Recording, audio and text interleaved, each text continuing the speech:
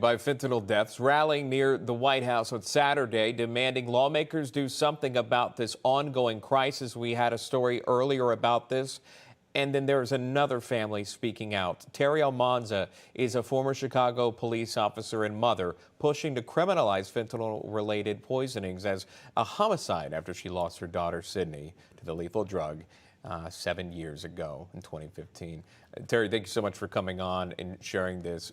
Sorry for your loss. Even looking back now, we can only imagine the difficulty it is and to talk to us this morning. Talk to us about why you're speaking out even today, and tell us a little bit about Sydney if you can. Absolutely. So one quick correction. Sydney actually passed away from a lethal dose of MDMA that she was unlawfully delivered to her in Chicago.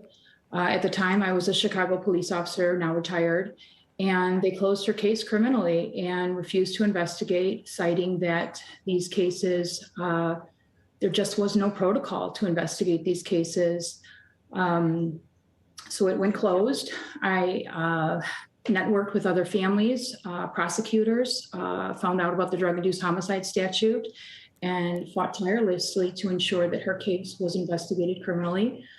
Both her dealers were charged in 2018 with her homicide and convicted and sent to prison. So stemming from that, I have networked with families nationwide, started a foundation, Drug-Induced Homicide, and fought to bring a voice to these victims and shift the thinking of accidental to now criminal, and to ensure that every single case is investigated criminally. You were looking at photos of Sydney, of your daughter, and she looks like a active, successful young woman. You know, we saw the volleyball pictures. It appears to be a very close family. This will hit home for a lot of folks. I wanted to, before we get to the criminal aspect of this, I wanted to ask you about, perhaps there are other mothers that may be watching. Did you know that your daughter, did you know that your daughter tried MDMA or illegal substances? Are there things that other mothers can look out for, maybe learn from something like this? Can you share anything? Absolutely. So Sydney was an athlete, 18 years old, just graduated from high school, love beyond measure, just a joy.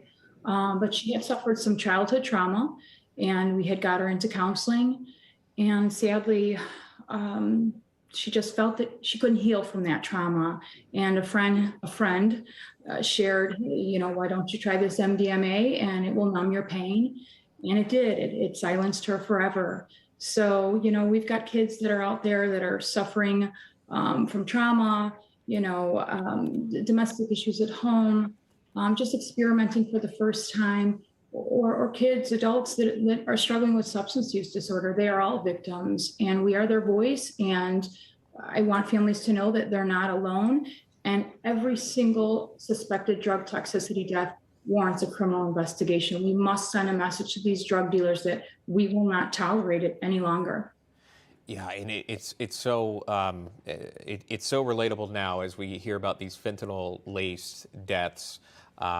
Specifically now in the past few years here during the pandemic, people looking for an out in this time, in those difficult times rather. Druginducedhomicide.org is where you can find more information. Terry Almanza sharing her story about Sydney. The bravery you showed today, we appreciate that, and we send you the best thoughts with you. Thank you, Shaun. You got it.